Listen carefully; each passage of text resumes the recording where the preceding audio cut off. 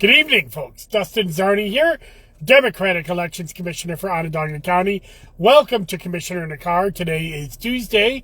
It is, I believe, May 27th? May 28th. Tuesday, May 28th. And today's episode is all about independent nominating petitions. Today is the last day to file independent nominating petitions for running for office both in Onondaga County and New York State. And first, before I go into who filed, I'll tell you what independent nominating petitions are.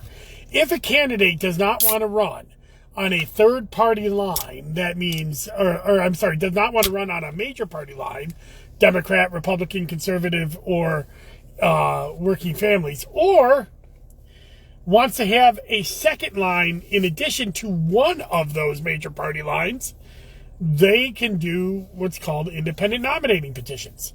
And you have to get 5% of the registered voter population in an area to get on the independent nominating. There are some cutoffs. So sometimes you don't have to get 5% sometimes it's only 1,000, 1,500, 3,000, depending on what the cutoffs are. And I'm not going to go into all of that. But statewide, I think it's something like 15,000 signatures. And you may have heard a lot about third-party candidates in New York or throughout the country for president. But it happens at all different, walks of office usually. This has actually been one of the least independent nominating petitions on a local level that I've ever seen as my time as commissioner. And one of the reasons for that is that you can't, if you're already endorsed by two major parties, say you're endorsed by the Democratic Working Families Party, or you're endorsed by the Conservative and Republican Party, if you get an independent nominating petition, that petition rolls up, and you don't get a third line on the ballot, let alone that it's very weird in New York that we allow candidates to get multiple lines on the ballot at all. Usually, in other states, you just get one line on the ballot, but that's our fusion voting system. But in New York, if you already have two of the major party lines, then or more, you can get an independent nominating petition in, but that symbol rolls up to the lowest ballot line on the ballot. You don't get a third line, and there are some exceptions to that. Governor is an exception to that. State Senate and State Assembly are exceptions to that. That being said, others have tried to go to court to change that. In fact, there's a famous case, not that famous, but famous to me because I was involved in it, Upstate Jobs versus Zarni et al. And that was a 2019 case that recently challenged this notion. The county executive, Ryan McMahon, was already endorsed by 4 or 5 major parties at that point, because we had a lot more major parties back then. And he wanted another line on the ballot called Upstate Jobs. The Upstate Jobs Party took that to court because they filed the petitions and it was going to roll up. They lost that in court because it is well-established New York law that you can't do it. And it's been upheld by several different appellate divisions as well. So you can't be done. And the reason I mention that is because there's a case, somebody filed a petition that's kind of weird. And I'll get to that a little later in the podcast. But first, let me tell you who filed petitions for president. So obviously you know that Joe Biden will appear on the Democratic and Working Families line. And Donald Trump will appear on the Republican and Conservative line, or at least they most likely will appear. They have to go to their conventions, but they've already won their primaries and are likely to be the nominees at their conventions. However, there are 5 candidates that have filed petitions to run for office for president on a different party line. Now, these parties may sound familiar, but all of them are independent nominatings, which means that they're not a recognized party in New York State. So the 5, and I'll list them off. a candidate named Shiva Ayadane, running under the Dr. Shiva line. Imagine that's her. But Jill Stein, welcome back, running under the Green Party line. Cornel West running under the Justice for All party line. Chase Oliver running under the Libertarian Party line. And, of course, RFK Jr. running under the We the People line. Now, you may think, oh, wait, these are independent nominatees. Why are the Green Party and Libertarian Party, which are actually parties, on this list? Well, that's because in New York, they're not recognized parties. You have to get so many votes at the presidential and gubernatorial levels to become a party. I think it's something like about 150,000 votes, 200,000 votes. And they were unable to do that at the last gubernatorial race. They were not able to reach that threshold. So now they still have to walk independent party petitions for that. So the Libertarian and Greens are no longer recognized parties in New York. So they can still run for office. They're just running under the independent nominating line. They're using the names Green and Libertarian. They don't have to actually get permission to do that, but I assume they do. Because it's basically whoever files can file under the Green Party now. And you don't have to get special permission for that. But nobody else did. Jill Stein in the Green Party, Chase Oliver, Libertarian Party, they're going on. And then the true third-party candidate, I guess not true, but the truly independent candidates, Shiva Ayadane under the Dr. Shiva line, Cornel West under the Justice for All line, and RFK Jr. under the We the People line. Now, just because they filed petitions doesn't mean they're going to appear on the ballot. Today was the last day to file petitions. They all filed today. There's, I'm sure, going to be spent over the next week. Whether objections are going to come in or something like that, we're going to have to find out. And that's the reason why I'm taping this kind of late, is because all these things came in. I didn't get notice till 7 o'clock when the state board sent out their notice to me about who filed.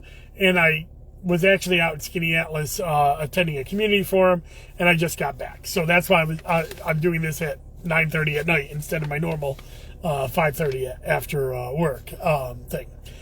But President isn't the only race that filed independent nominating petitions. For U.S. Senate, a candidate named Diane Sarr under the LaRouche party line has filed to run for U.S. Senate. There is a Republican running under the Republican Conservative. Of course, we have our Senator Kristen Gillibrand running under the Democratic and Working Families Party line for re-election. And now Diane Sarr has filed petitions under the LaRouche line. Lyndon LaRouche, former Libertarian, former Conservative, well, former because he's dead, not because he left the party. I assume that this is a right-leaning candidate, but we'll see if that candidacy survives. Now we get into the local races. At the Onondaga County Board of Election, there was two candidates who filed independent nominating petitions, Duffy Hartnett and Jane Rice. These are candidates running for Village of Fayetteville Board of Trustees to fill a vacancy. And they're running under independent lines, but they probably, we'll see if they're running under a major party line, because those caucuses come later on. So we don't know who's going to be the caucus nominee on that. But the reason that they had to do petitions, you may remember, we had a Fayetteville election in March, but in March, Mayor Mike Smalls was elected. He was a town board member. He then had to abdicate that town board seat to take the mayor's seat. And that position was left open to have a vacancy. I believe Jane Rice was appointed by the board to fill that vacancy, even though Jane Rice had just lost an election in March. And now Duffy Hartnett is running against her for that to fill vacancy later on. I'm going to do a whole episode on Fayetteville later on this summer because that election's happening in November, and I'm going to give you a little time on that. We'll straighten all that Fayetteville mess out later on this summer when I start previewing the general election. That being said, 2 candidates filed at the state board that have local races here in Onondaga County for independent nominatees. Mark Brayman, actually a good friend of mine. I know him very well from theater. Hi, Mark, if you're watching.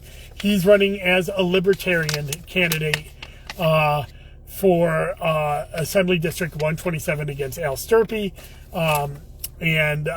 He has filed petitions before to run in the Libertarian Party. I think it was for this office before as well. But the most interesting one is Brandon Williams. Yes, Congressman Brandon Williams filed Libertarian Party petitions for New York 22. This will be interesting. And the reason I mentioned all that court case stuff earlier on is Brandon Williams is already nominated by the Republican and Conservative Party. So the question is, why did he do Libertarian petitions? Because it doesn't really help him with a third line on the ballot, unless he's planning on a court case to try to challenge that. It doesn't put him on a third line on the ballot. It would have to roll up to either the Conservative, or I guess he could roll up that symbol to the Republican line. It's going to be interesting. I'm kind of surprised at this. Maybe they just were walking petitions for Mark Brayman out in the Libertarian line and for AD 127, and so did it for that as well. That's possible. So we'll have to see what this is going to turn into. It's just an interesting little thing because, it's not often you see somebody doing this without, knowing either they didn't know it was going to roll up, or they maybe plan on challenging this in court, or they don't care and they were just doing it anyways and they understand that it's going to roll up. So if they do take it to court, they'll be taking the state board to court because that race crosses multiple county lines. So it'll be interesting to see what happens there. So what comes next with these independent nominating petitions? Challenges. That's what's going to come next. All of these petitions are going to be looked at by their opponents, both on the Republican and Democratic side, I am sure, and looking at them to see if they want to knock them off. They're going to be looked at by the Board of Elections. There's going to be, just to make sure that they have enough signatures, period, will be the first step. And then whether they're valid signatures will have to be challenged by by other challengers. So we'll see what happens with all of that. I doubt all of them will be knocked off. Some of them are going to definitely survive.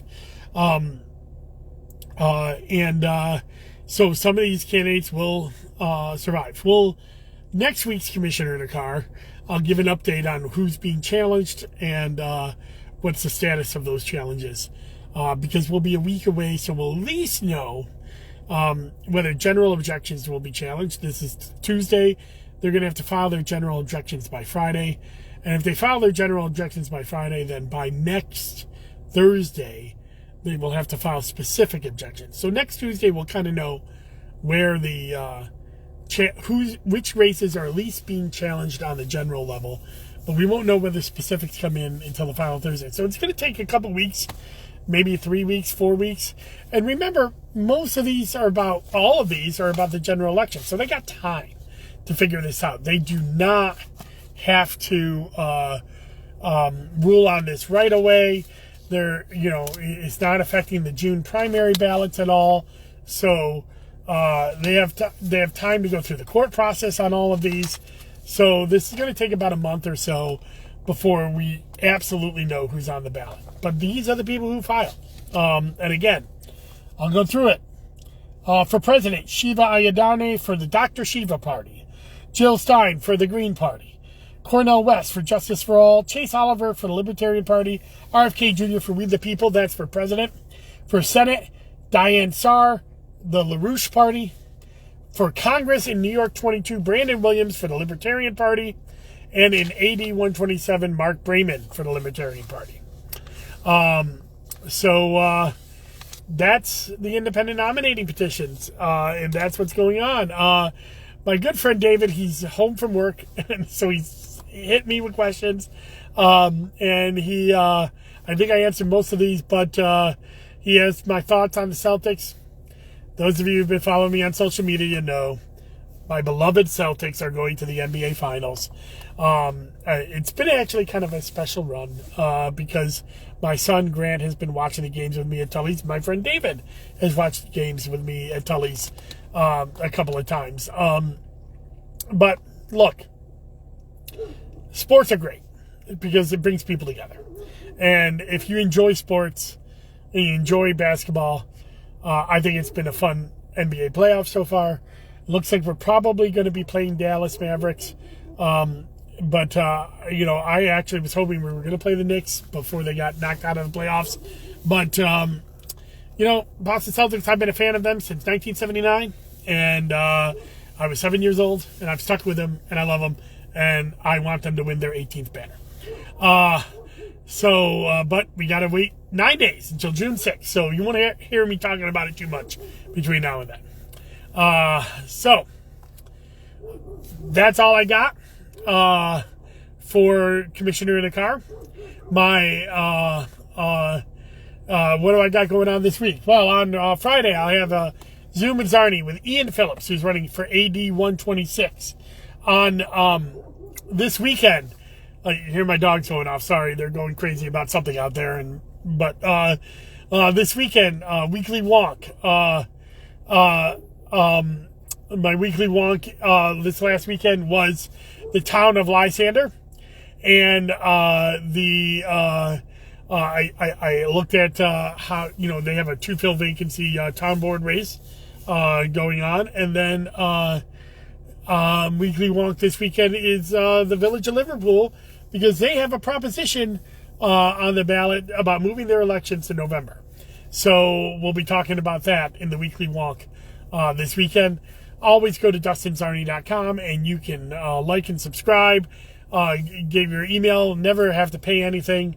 Never get ads. I pay for that at DustinZarni.com all by myself.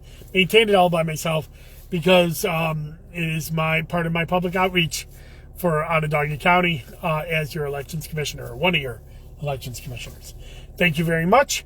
Absentee ballots are in the mail for the June 25th primary for New York 22 Democrats, SD 50 Democrat, SD 48 Republican, Town of Lysander Town Board Republican, and a few smattering of Republican county committee members and conservative county committee members. If you are interested in getting a ballot, you can go to onvote.net. You can apply. We will send it out.